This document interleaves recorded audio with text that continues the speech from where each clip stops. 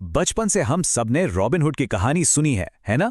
अमीरों को लूटना, गरीबों को देना, एक परफेक्ट हीरो। पर जरा सोचिए, अगर ये सब एक बहुत बड़ा झूठ हो तो? 2026 में आने वाली film the death of robin hood का नया ट्रेलर इस पूरी लेजेंड को एक बेहद डार्क और डिस्टर्बिंग ट्विस्ट के साथ पेश कर रहा है। आज की इस चर्चा में हम इस सदियों पुराने हीरो की टूटती हुई छवि का विश्लेषण करेंगे और देखेंगे कि कैसे सिनेमा हमारी सबसे प्यारी कहानियों को बिल्कुल नए तरीके से दिखा सकता है। ट्रेलर की शुरुआत ही एक ऐसी लाइन से होती है जो सीधे दिमाग पर लगती है। वो सब झूठ है, वो कोई हीरो नहीं था। ये लाइन लिटरली सदियों पुराने विश्वास को एक झटके में तोड़ देती है। एक आइडियल कहानी अचानक एक कड़वे सच के आगे बिखर रही है। ये वो पल है जहां समझ आ जाता है कि ये हमारी आम फेरी टेल बिल्कुल नहीं होने वाली है। बस एक छोटी सी लाइन ने पूरी लेजेंड का फाउंडेशन ही लाकर रख दिया। इस कंट्रास्ट को ध्यान से देखिए। एक तरफ है हमारा वही पुराना जाना पहचाना रॉबिन हुड, यानी जनता का नायक, और दूसरी तरफ है वो डार्क रियलिटी जो ट्रेलर दिखाता है, जहां उसको कातिलाना लुटेरा और राक्षस बताया गया है। एक सदियों पुराना मसीहा अचानक इतना भयावह कैसे बन गया? दोनों छवियों के बीच का ये विरोधाभासी इस नए दृष्टिकोण की सबसे बड़ी ताकत है। तो चलिए सबसे पहले इस हीरो के भ्रम को टूटते हुए देखते हैं। ट्रेलर में वर्ड्स बहुत स्ट्रेटेजिकली चुने गए हैं। रॉबिन हुड खुद कह रहा है, मैं बागी रॉबिन हुड हूं, हम राक्षस थे। मतलब खुद को एक मॉन्स्टर कहना। जिस कैरेक्टर को हमने हमेशा इतनी रिस्पेक्ट दी, वो अपने ही पास्ट को इतना भयावह बता रहा है। यहां उसके अंदर कोई गर्व नहीं बचा है, सिर्फ एक बेहद गहरा गिल्ट है। ये सफर साफ तौर पर सिर्फ दुश्मनों से लड़ने का नहीं है, बल्कि अपने अंदर छुपे एक राक्षस से सामना करने का है। इन कन्फेशंस और उनके इमोशनल टोल को देखना सच में हैवी है।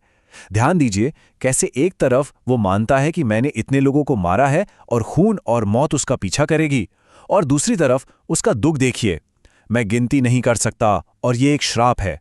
ये किसी टिपिकल एक्शन मूवी के डायलॉग्स नहीं हैं जहां मौत एक खेल लगती है। ये एक ऐसे इंसान का दर्द है जिसकी आत्मा पूरी तरह खून से सनी हुई है।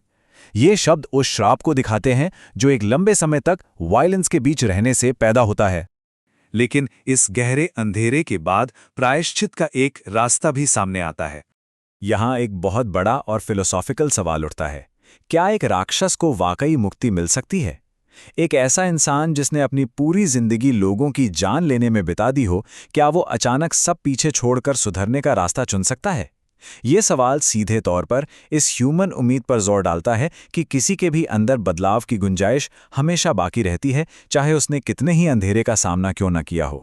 अब इस सफर के नए हिस्से को देखते हैं, जिसमें 3 क्लियर स्टेप्स हैं। पहला, अपने उस श्राप को सच्चाई की तरह स्वीकार करना। दूसरा, एक धनुष बनाना, पर इस बार जान लेने के लिए नहीं, किसी की मदद करने के लिए। और तीसरा, उस बची हुई जान को हर हाल में सुरक्षित रखने का संकल्प लेना।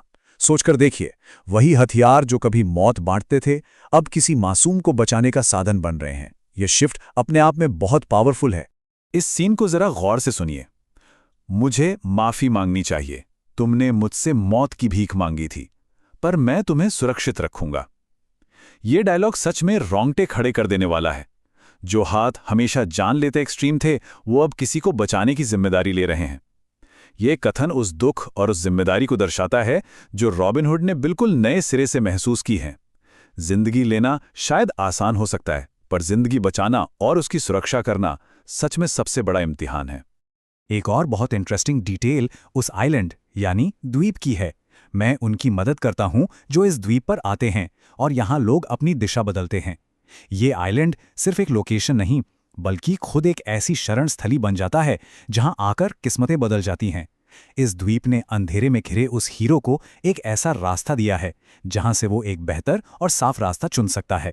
और इन सबको हम तक पहुंचाने के पीछे सबसे बड़ा सहयोग मूवी फैन कम्युनिटी का होता है। यहां एक बहुत ही दिलचस्प आयरनी देखने को मिलती है। एक तरफ हमने इतनी इंटेंस और डार्क कहानी देखी, और ठीक ट्रेलर के एंड में हमें एक टिपिकल आउट्रो मिलता है। अचानक माहौल बदलता है। वीडियो पर क्लिक करने के लिए शुक्रिया, लाइक और सब्सक्राइब करने की अपील, और उनका मोटो मूवी फैंस के द्वारा मूवी फैंस के लिए। इस संजीदा कहानी के बाद ये एनर्जी भरी आवाज एक सच्चाई दर्शाती है कि डिजिटल प्लेटफॉर्म्स पर इतना डार्क कंटेंट भी दर्शकों के सपोर्ट से ही आगे बढ़ता है। एक पल में खून खराबा और अगले ही पल प्लीज लाइक एंड सब्सक्राइब। पर यह दर्शाता है कि ऐसी फिल्में जो परंपरागत कहानियों को बिल्कुल उलटकर पेश करती हैं, उनका सर्वाइवल आजकल सिनेफाइल्स और मूवी फैंस के जुनून पर कितना डिपेंडेंट है। जब तक फिल्म फैंस आपस में इस कंटेंट को शेयर नहीं करते, उस पर चर्चा नहीं करते, ऐसी कहानियां अपनी लिमिट तक नहीं पहुंच सकती। ये कम्युनिटी ही है जो इन कहानियों को न सिर्फ जिंदा रखती है, बल्कि वायरल भी बनाती है। तो इस पूरे विश्लेषण को खत्म करने से पहले एक विचार छोड़ते हैं जो दिमाग में काफी देर तक गूंजेगा। अगर बचपन में सुनी गई वो सारी प्यारी कहानियां झूठ हैं, तो ऐसी और कितनी लेजेंड्स हैं जो अपने अंदर एक डार्क, मॉन्स्ट्रस सच छुपाए बैठी हैं। क्या इतिहास के और भी नायक असल जिंदगी में वैसे ही थे जैसा बताया गया, या उनकी सच्चाई भी खौफनाक थी? इस एक कहानी ने यह साबित कर दिया है कि हर लेजेंड का एक डार्क साइड जरूर हो सकता है, और अगली बार जब किसी पुराने हीरो का जिक्र होगा तो शायद हमारा नजरिया पहले जैसा बिल्कुल नहीं रहेगा। ये सच में काफी गहरा सोचने का विषय है।